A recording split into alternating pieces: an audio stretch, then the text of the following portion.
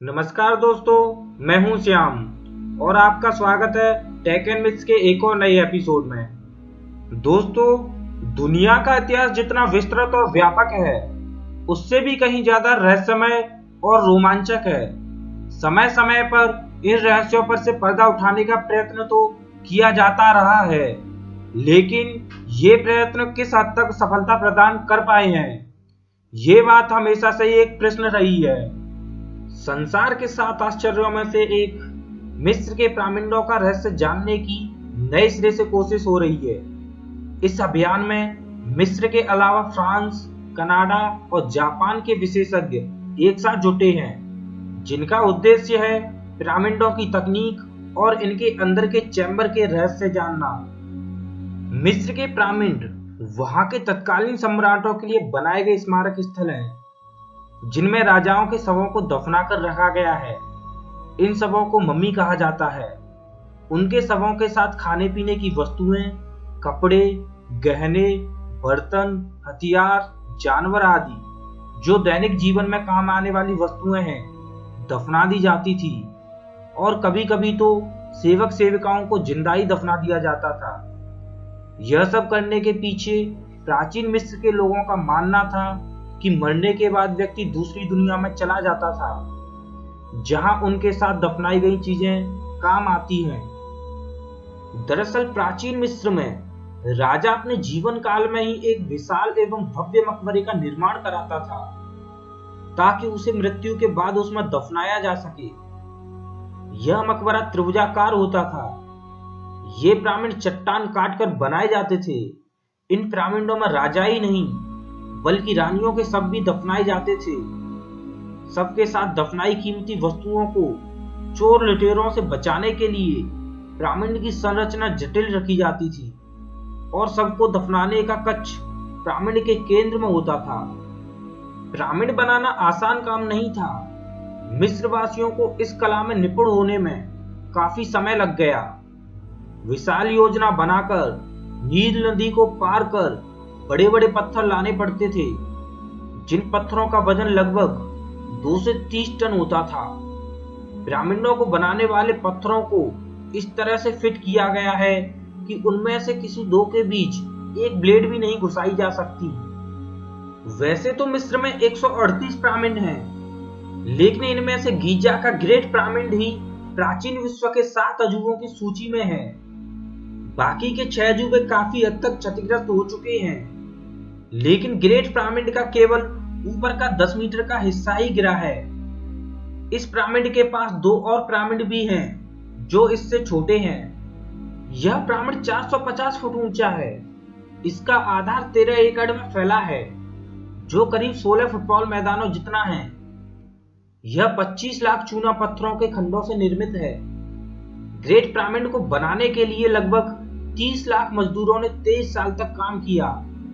Pyramid को इतनी परिशुद्धता से बनाया गया है कि वर्तमान तकनीक भी इसकी कृति को दोहरा नहीं सकती। कुछ साल पहले तक वैज्ञानिक इसकी सिमेट्रीज का पता भी नहीं लगा पाए थे। प्रतिरूप बनाने की तो बात ही दूर। प्रमाण बताते हैं कि इसका निर्माण 2560 ईसा पूर्व मिस्र के शासक खुफू के चौथे वंश द्वारा अपनी कब्र के तौर पर कराया गया था। मिस्र के इस महान पिरामिड को लेकर अक्सर सवाल उठाए जाते रहे हैं कि बिना मशीनों और बिना आधुनिक औजारों के मिस्र वासियों ने कैसे विशाल पत्थरों को 450 फीट ऊंचा पहुंचाया होगा, जिन पत्थरों का वजन लगभग 2 से 30 टन था, और इस बड़ी परियोजना को महज 23 वर्षों में पूरा किया। वैज्ञानिकों ने गणना कर हिसाब लगाया कि यदि यह केवल 23 वर्षों में बना है, तो कई हजार मजदूरों को साल के 365 दिनों में हर दिन 10 घंटे काम करना पड़ेगा, और हर एक घंटे में 30 टुकड़ों को रखना होगा। लेकिन क्या एक घंटे में 2 से लेकर 30 टन तक के 30 टुकड़ों को रखना संभव था?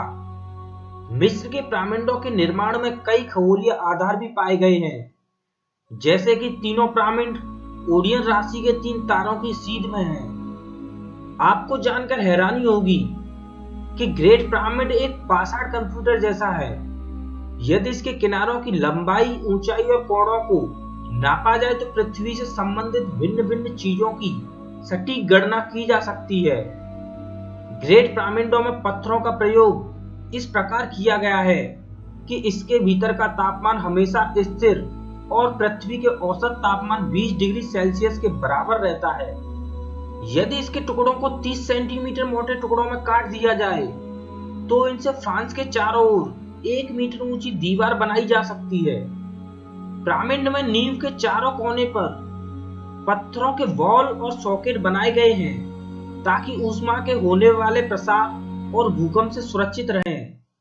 मिस्रवासी पिरामिड का इस्तेमाल वेधशाला, कैलेंडर और सूर्य की परिक्रमा में पृथ्वी की गति तथा प्रकाश के वेग को जानने के लिए करते थे। पिरामिड को गणित की जन्म कुंडली भी कहा जाता है, जिससे भविष्य की गणना की जा सकती है। कुछ लोग पिरामिड में स्थित जादुई असर की बात भी करते हैं, जो मानव स्वास्थ्य पर शुभ प्रभाव डालता है। वैज्ञानिक प्रयोगों द्वारा यह प्रमाणित हो गया है कि पिरामिड के अंदर विलक्षण किस्म की ऊर्जा तरंगें लगातार काम करती रहती हैं, जो सजीव और निर्जीव दोनों ही प्रकार की वस्तुओं पर प्रभाव डालती हैं। वैज्ञानिक इसे पिरामिड पावर कहते हैं।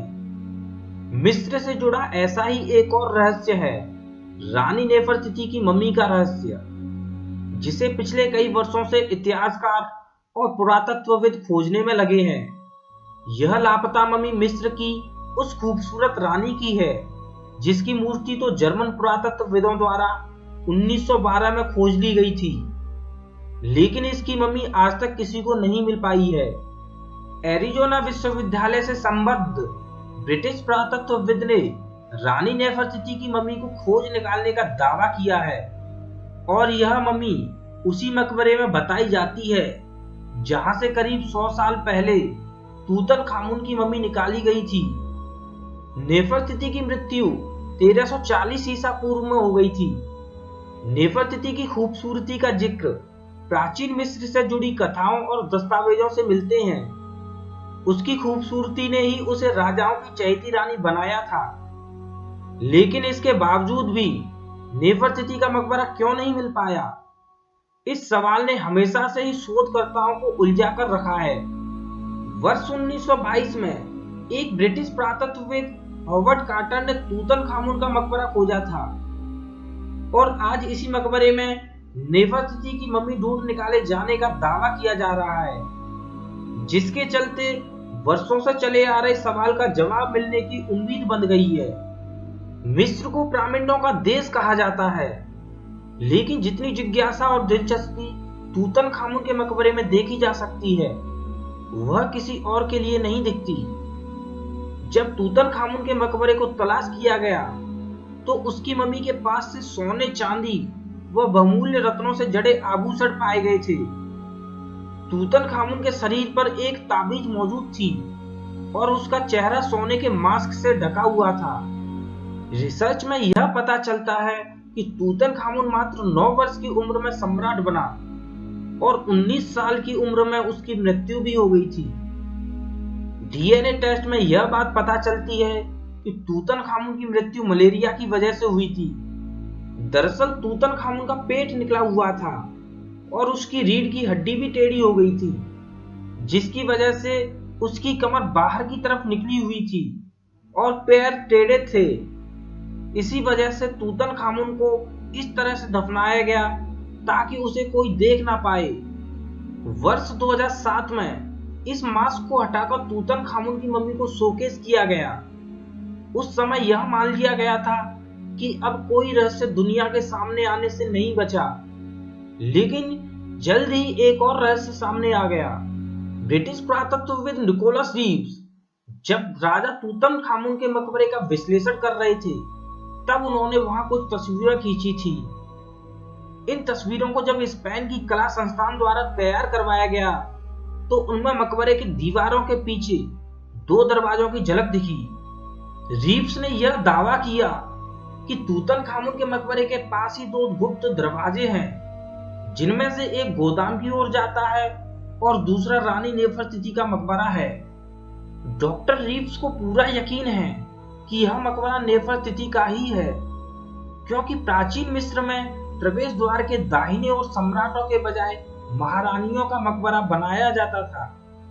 डॉक्टर रीव्स की यह खोज तूतनखामुन और महारानी नेफरतिती के उस रिश्ते का रहस्य भी खोल सकती है, क्योंकि कुछ इतिहासकार नेफरतिती को तूतनखामुन की मां कहते हैं तो कुछ उसकी पसंदीदा रानी बताते हैं। आज वैज्ञानिकों के पास बस एक मूर्ति है जिसके अनुसार यह पता लगाया जाना बाकी है कि नेफरतिती वाकई में कैसी दिखती थी। यह भी माना जाता है कि नेफरतिती अपने जीवन के आखिरी दिनों में तूतनखामुन के संरक्षक के तौर पर राज संभाल रही थी, जिसकी वजह से तूतनखामुन को भी उसी के मकबरे के पास दफनाया गया। मिस्र के पिरामिडों का रहस्य जानने के लिए नवीनतम टेक्नोलॉजी का उपयोग किया जा रहा है। इस दौरान जानने का प्रयास किया जाएगा कि इन पिरामिडों को किस तकनीक से बनाया गया है। इसके लिए इंफ्रारेड कार्डियोग्राफी का इस्तेमाल किया जाएगा। यह तकनीक किसी चीज से निकलने वाली ऊर्जा और उसके आकार वगैरह की पहचान कराती है। फिर उसके जरिए छिपी हुई चीजों का पता चलना आसान हो जाता है। पुरातत्वविदों व वैज्ञानिकों ने रहस्यमय गीजा के पिरामिडों के भीतर की दुनिया जानने की कोशिश कर दी है। इसके तहत एक रोबोट ने पिरामिड के बाहरी दरवाजे में एक छेद बना दिया, लेकिन इसके बाद खड़े एक और दरवाजे के सामने घुटने टेक दिए। पिरामिड रोवर नाम के इस रोबोट में एक छोटा सा कैमरा लगा था। 12 सेंटीमीटर के रोबोट को लगभग 65 मीटर की एक सुरंग के जरिए पिरामिड के पहले दरवाजे के पास पहुंचाया गया। लेकिन क्या पता उसके आगे एक तीसरा, एक चौथा और शायद कई और दरवाजे हों। दोस्तों, आज के इस एपिसोड में बस इतना ही। प्लीज दोस्तों, हमारी वीडियो को लाइक कीजिए, चैनल को सब्सक्राइब कीजिए और हमें कमेंट में बताइए कि आपको वीडियो कैसा लगा। मैं हूं आपका दोस्त श्याम। फिर से मिलेंगे एक और नए एपिसोड में। तब तक के लिए नमस्कार।